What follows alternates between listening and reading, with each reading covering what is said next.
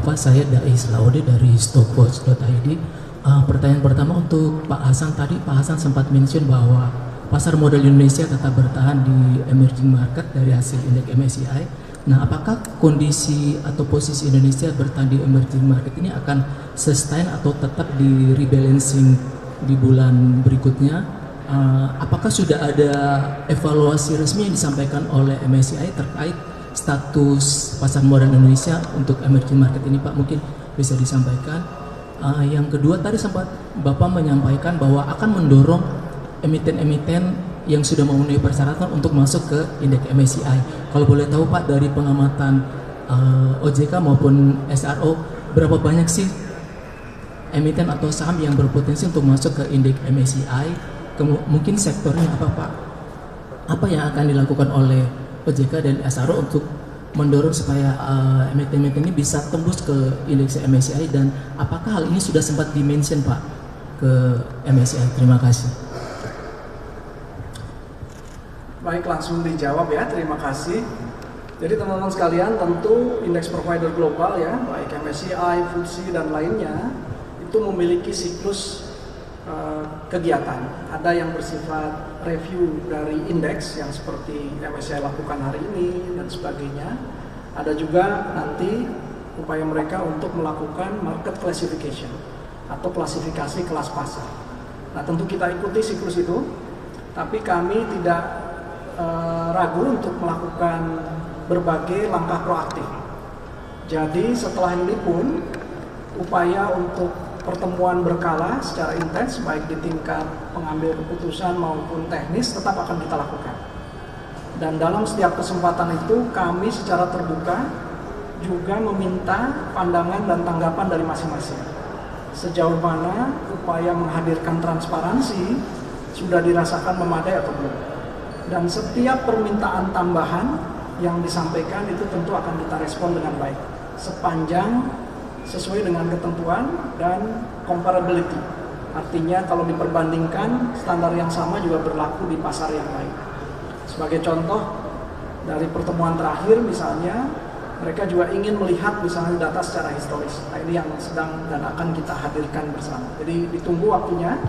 Tentu kita berharap dan meyakini bahwa ukuran pasar kita, prospek dan potensi emiten-emiten dan perusahaan terbaik di tanah air, serta tentu potensi secara nasional akan kemungkinan pertumbuhan ke depan, ini juga menjadi pertimbangan yang akan mendasari penetapan klasifikasi pasar kita ke depan. Teman-teman sekalian, apakah kita puas hanya sekedar berhenti di emerging market? Tidak. Kami tentu ke depan ingin mendorong, justru bukan katakanlah potensi turun klasifikasi. Kita punya potensi sebenarnya untuk mendorong pasar kita bahkan maju dan masuk ke klasifikasi di atasnya. Tapi ini semua harus kita lakukan secara baik dalam konteks program dan kegiatan strategis yang terukur dan terencana. Nah, itu yang akan kita hadirkan. Sebetulnya reformasi integritas pasar modal ini tidak berhenti di reformasi integritas. Kalau teman-teman mencermati dari 8 rencana aksi, ada aspek pendalaman pasar, likuiditas, dan enforcement yang akan kita kedepankan. Nah, ini erat kaitannya dengan kriteria di developed market misalnya, atau advanced market.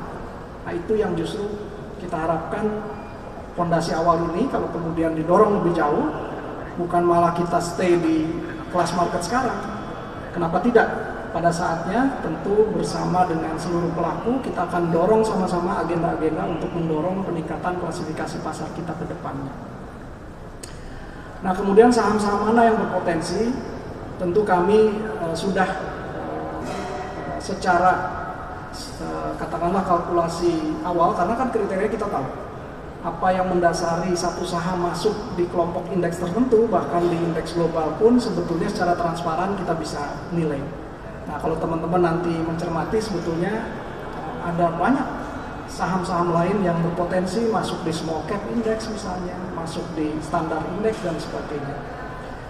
Cluenya sedikit ya, minimum kalau kita lihat nih yang small cap index yang kemarin diumumkan MSCI keluar, sebetulnya kalau kita lihat tidak semuanya keluar karena turun, tapi justru karena naik.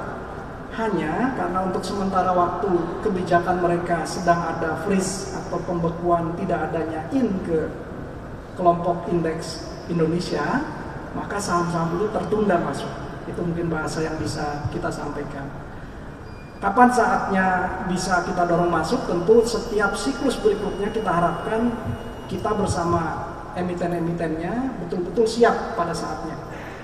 Jangan sampai yang seharusnya sudah masuk ini dan belum atau tertunda ini justru pada kesempatan berikutnya turun kelas gitu ya. Nah ini yang salah satu upaya nyata yang akan kita lakukan. Itu yang kami maksudkan sekarang kita betul-betul menghadirkan transparansi tapi tidak luput memperhatikan potensi menambah banyaknya saham-saham berpotensi kita untuk masuk lebih banyak lagi di indeks-indeks terbaik tersebut.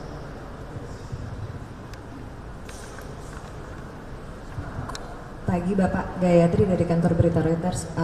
Pak, MSCI kan masih sampai dengan bulan depan masih ada freeze-nya ya Pak. Kalau boleh harapan Bapak nanti apa sih keputusannya pada bulan Juni ini dan apa masih ada kemungkinan untuk drop ke frontier atau tidak dari pernyataan yang sudah diberikan sejauh ini?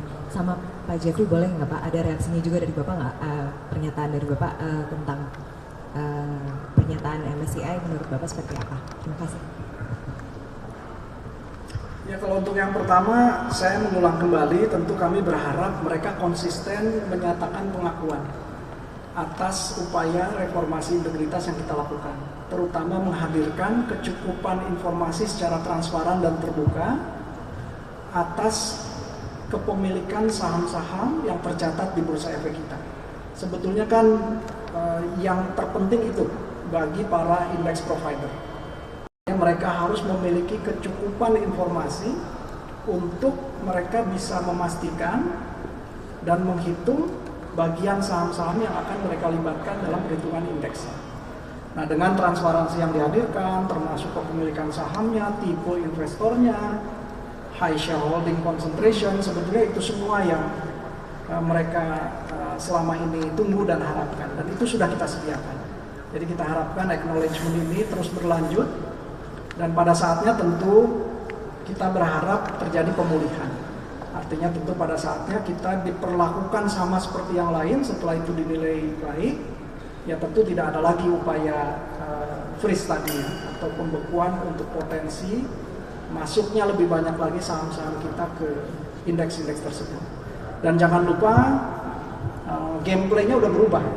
Pada saat itu tentu saham-saham yang masuk itu juga sudah memiliki tingkat transparansi yang tinggi, sama seperti kondisi hari ini. Jadi kita tidak akan surut nih.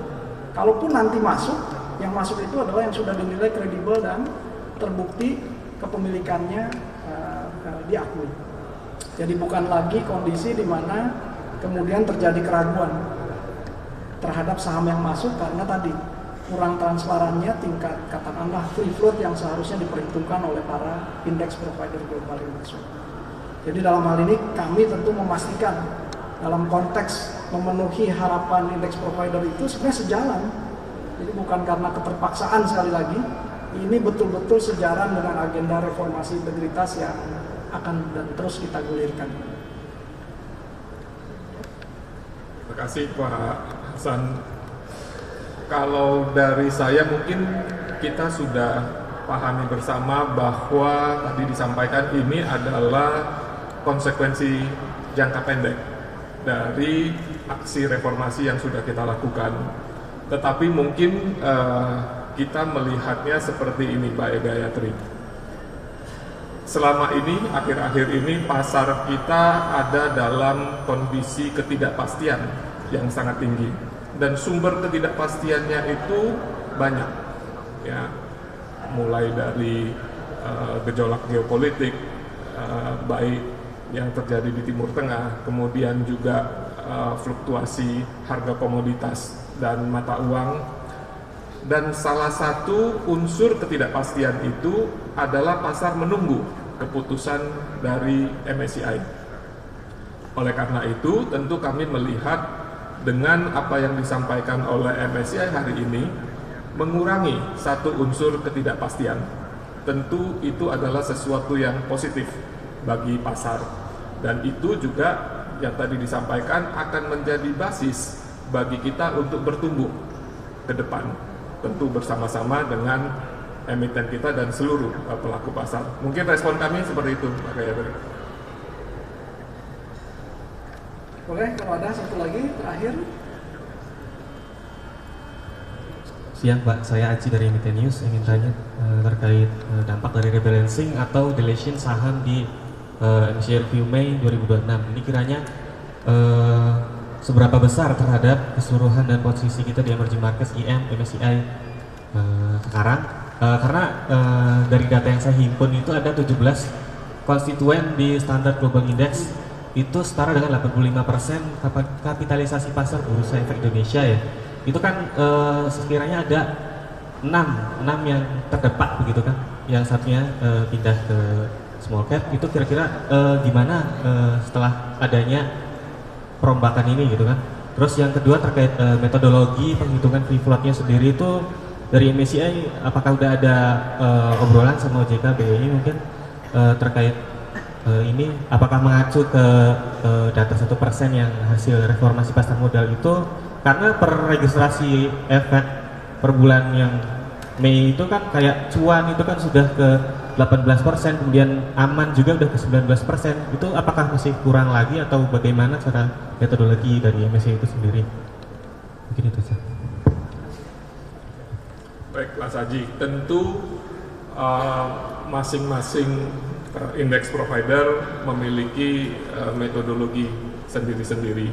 Ya, kami di Bursa Efek Indonesia pun kami mengelola banyak indeks, misalnya IDX 80, FG45, IDX 30 dan lain-lain. Tentu masing-masing punya metodologi sendiri-sendiri. Ya, nah kalau MSCI tentu mereka lebih mengedepankan unsur kuantitatif, ya, dan kami tentu menghormati ya segala metodologi yang dimiliki dan dijalankan oleh index provider. Ya, tentu bagaimana metodologinya, kemudian menggunakan faktor-faktor pengurang maupun penambah, itu adalah kewenangan dari index provider. Ya, kami tentu tidak pada posisi untuk mengintervensi itu, tetapi yang lebih penting dari itu tentu Mas Aji adalah bagaimana kita bukan merekayasa atau engineering, tetapi sesuai dengan mekanisme yang ada di pasar kita yang teratur, wajar dan efisien, ketentuan itu akan dapat terpenuhi. Saya kira itu lebih penting, Mas Haji.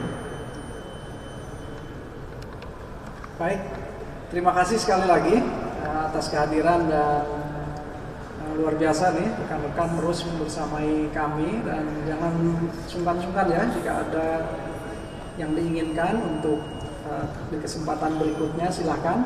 Nanti tentu kami akan selalu hadir dan menyampaikan berbagai informasi yang sekiranya penting untuk disampaikan melalui rekan-rekan semua. Terima kasih sekali lagi. Assalamualaikum warahmatullahi wabarakatuh.